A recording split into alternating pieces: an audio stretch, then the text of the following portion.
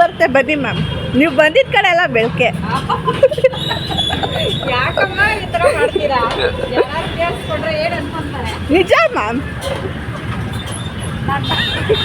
Hi ಮಾಡಿ ಅಲ್ಲ. ಹಂಗೆ ಅಪೂರ್ವ ಕನ್ನಡ ಬ್ಲಾಗ್ಸ್ನ ಸಬ್ಸ್ಕ್ರೈಬ್ ಮಾಡ್ಕೊಂಬಿಡಿ. ಬಸ್ಸು ನಾವು ಹೋಗೋದಕ್ಕೆ ಬಸ್ ಅರೇಂಜ್ ಮಾಡಿಕೊಂಡು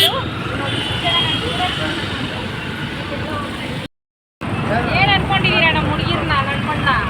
ವೆರಿ ಗುಡ್. ನೋಡ್ಕೊಂಡಿದ್ದೀನಿ.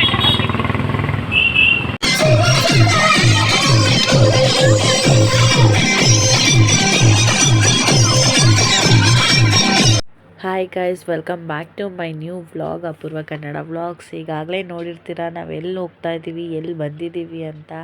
ಎಸ್, ನಾವು ಇನ್ನು ನಮ್ಮ ಬೃಂದಾವನ್ ಅಕಾಡೆಮಿಯಿಂದ ಜನಸ್ನೇಹಿ ಆಶ್ರಮಕ್ಕೆ ನಮ್ಮ ಬೃಂದಾವನ್ ಕರ್ಕೊಂಬಂದಿದ್ರು. ಇದಂತೂ ನನ್ನ ಆಲ್ಮೋಸ್ಟ್ 3 ವರ್ಷದ ಆಸೆ. ನನಗೆ ಈ ಆಶ್ರಮಕ್ಕೆ ವಿಸಿಟ್ ಮಾಡಬೇಕು, ನನ್ನ ಕೈಲಾಗಿದ್ದು ಹೆಲ್ಪ್ ಮಾಡಬೇಕು ಅಂತ ಸುಮಾರು ಒಂದು ಮಿಸ್ ಮಾಡ್ದಂಗೆ ಪ್ರತಿ ಸಲ ವಿಡಿಯೋ ನೋಡ್ತಾ ಇದ್ದೆ. ಬಟ್ ನಮ್ಮ ಬೃಂದಾವನ್ ಕಡೆಯಿಂದ ಈ ಆಸೆ ಫುಲ್ಫಿಲ್ ಆಯಿತು ಇವತ್ತು. ಎಸ್, ಒಂದೇ ಒಂದು ಯೋಚನೆ ಮಾಡಿದೆ, ಇಲ್ಲಿಗೆ ಹೋಗ್ತಾ ಇದ್ದೀವಿ ಅಂದಿದ ತಕ್ಷಣ ಮ್ಯಾಮು ನಾನು ಹೊರಟೆ.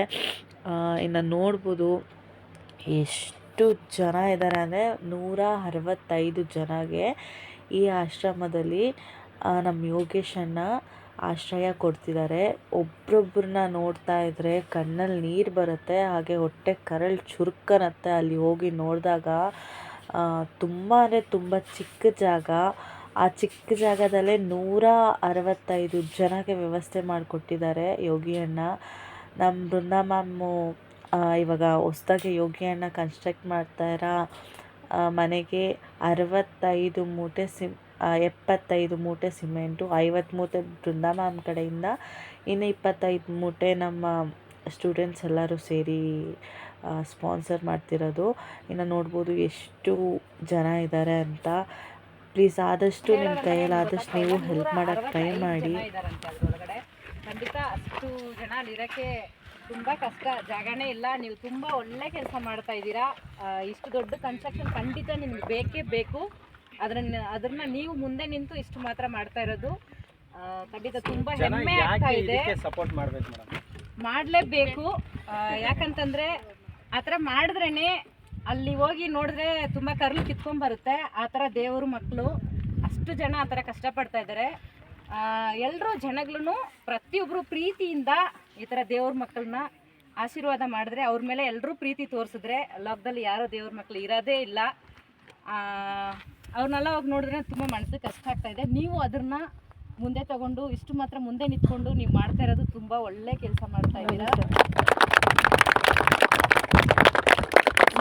ನಿಜ ಹೇಳ್ಬೇಕಂದ್ರೆ ತುಂಬ ಹೆಮ್ಮೆ ಆಗ್ತಾ ಇದೆ ನೀವು ಮಾಡ್ತಾ ಇರೋ ಕೆಲಸ. ನಾನು ಪ್ರತಿಯೊಂದು ನಿಮ್ಮ ವೀಡಿಯೋಸಲ್ಲಿ ನಾನು ನೋಡಿದ್ದೀನಿ. ಕಮ್ಮಿ ಅಂದ್ರೂ 1 ವರ್ಷದಿಂದ ನಾನು ಇಲ್ಲಿ ಬರ್ಬೇಕು ಅನ್ಕೊತಾ ಇದ್ದೆ, ಬಟ್ ಬರೋಕ್ಕಾಗಿಲ್ಲ. ನೀವು ಮಾಡೋ ಕೆಲಸನ ಬೇರೆಯವ್ರ ಕೈಯಲ್ಲಿ ಖಂಡಿತ ಮಾಡೋಕ್ಕಾಗುತ್ತಾ?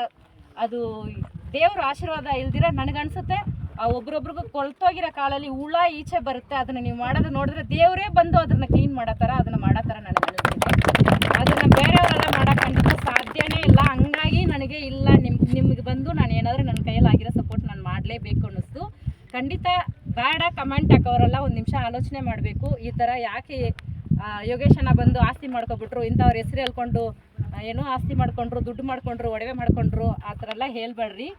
ಅದನ್ನು ಯಾರ ಕೈಯಲ್ಲೂ ಮಾಡೋಕ್ಕಾಗಲ್ಲ. ಎಲ್ಲರೂ ಅಂದರೆ ಈ ಥರ ಹೇಳೋರನ್ನ ಬಂದು ನೀವು ಮಾಡಿರಿ ಅಂತಲೇ ನಾನು ಹೇಳೋಕ್ಕೆ ಇಷ್ಟಪಡ್ತೀನಿ. ಮತ್ತು ಯೋಗೇಶಣ್ಣ ಆಸ್ತಿ ಮಾಡ್ಕೊಂಡ್ರು, ಮತ್ತು ಒಡವೆ ಮಾಡ್ಕೊಂಡ್ರು, ಆ ಥರ ಎಲ್ಲ ಏನಾದರೂ ಮಾಡ್ಕೊಂಡ್ರೆ ಕೂಡ ಅವ್ರು ಮಾಡ್ಕೊಳ್ಳಿ, ಪರವಾಗಿಲ್ಲ. ಅವ್ರು ಇನ್ನೂ ಒಂದು 10 ಆಶ್ರಮ ಕಟ್ತಾರೆ, ನೀವು ಕಟ್ತೀರಾ? ನೀವು ಮಾಡ್ತೀರಾ? ಮಾಡಲ್ವಲ್ಲ. ಬಿಟ್ಟು ಎಲ್ಲ ಬಿಟ್ಟು ಇದು ಒಂದು 30-40 ಮನೆ ಕಟ್ಕೊಳ್ಳೋದೇ ಇವತ್ತಿನ ಜನರಿಗೆ ತುಂಬ ಕಷ್ಟ. ಹಂಗನ್ಬಿಟ್ಟು ನಾನು ಇದನ್ನು ತುಂಬ ದೊಡ್ಡ ಪ್ರಮಾಣದಲ್ಲಿ ಮಾಡ್ತಿರೋದ್ರಿಂದ ಎಲ್ಲರೂ ಸಹಾಯ ಮಾಡ್ಬೋದು, ಶೇರ್ ಮಾಡ್ಬೋದು, ಅಥವಾ ನೀವು ಈ ವಿಷಯನ ಇನ್ನೊಬ್ರಿಗೆ ತಲುಪಿಸ್ಬೋದು. ನೋಡಿ, ಈಗ ಮೇಡಮ್ ಇಲ್ಲಿ ಬಂದರು, ಎಲ್ಲರಿಂದ ಒಂದೊಂದು ಮೂಟೆ ಅಂದ್ರೂ ಇವಾಗ ಎಷ್ಟು ಮೂಟೆ ಆಯ್ತಲ್ಲ, ಒಂದು ಕೈ ಸೇರ್ತಾ ನನಗೆ. ಇನ್ನೊಂದಷ್ಟು ಜನ ಇದೇ ರೀತಿ ಬಂದರೆ ನನಗೆ ನಾಳೆ ಒಂದು ಕಾಂಕ್ರೀಟ್ ಕೆಲಸ ಆಗ್ತಿದೆ ಅಂತ ಇಟ್ಕೊಳ್ಳಿ, ಈಗ 70 ಮೂಟೆ ಸಿಮೆಂಟ್ ಬಂದಿರೋದ್ರಿಂದ ನಂಗೆ ಟೆನ್ಷನ್ ಕಮ್ಮಿ ಆಯಿತು. ಎಸ್ ಗೈಸ್, ಇನ್ನು ನೋಡಿದ್ರಲ್ಲ ಎಷ್ಟೋ ದೇವ್ರ ಮಕ್ಕಳಿಗೆ ನಮ್ಮ ಯೋಗೇಶನ ಆಶ್ರಯ ಕೊಡ್ತಿದ್ದಾರೆ. ಆದಷ್ಟು ನಮ್ಮ ಕೈಯಲ್ಲಾದಷ್ಟು ಕೂಡ ನಾವೂ ಟ್ರೈ ಮಾಡಿ ಹೆಲ್ಪ್ ಮಾಡೋಕ್ಕೆ ಟ್ರೈ ಮಾಡೋಣ. ನೋಡ್ಬೋದು ಎಷ್ಟು ಜನ ಇದ್ದಾರೆ ಅಂತ, ಎಷ್ಟು ಚಿಕ್ಕ ಜಾಗ ಇದೆ ಅಂತ. ಅಲ್ಲಿ ಪಕ್ಕ ಓಡಾಡೋಕ್ಕೆ ಜಾಗ ಇಲ್ಲ, ಬೆಡ್ ಇದೆ. ನೋಡಿ, ನೀವು ಹೆಲ್ಪ್ ಮಾಡಿ, ಆದಷ್ಟು ಸಹಾಯ ಮಾಡಿ.